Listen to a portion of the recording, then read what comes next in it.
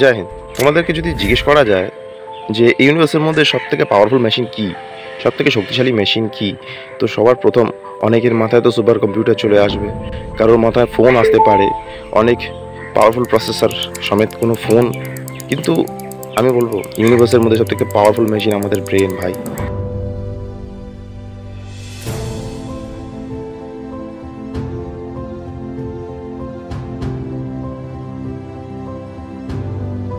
আমাদের ব্রেন প্রত্যেক সেকেন্ডে কয়েক মিলিয়ন নিউরো ট্রান্সমিশন করে।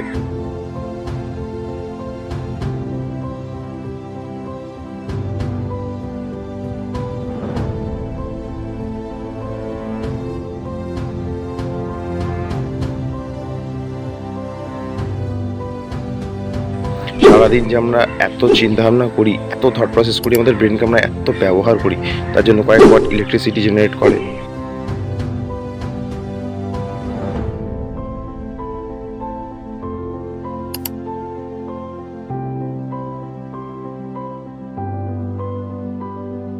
তারপরেও আমাদের ব্রেন একটা সিঙ্গেল ডেসিবেল সাউন্ডও করে না। ভাবতে পারছো একটা পাওয়ারফুল মেশিন যে কিনা একটা সিঙ্গেল ডেসিবেল সাউন্ড ক্রিয়েট না করে এত কিছু প্রসেস কমপ্লিট করে। মানুষের বানানো খুব কমই মেশিন আছে যে বিনা সাউন্ডে এত কিছু করতে পারে।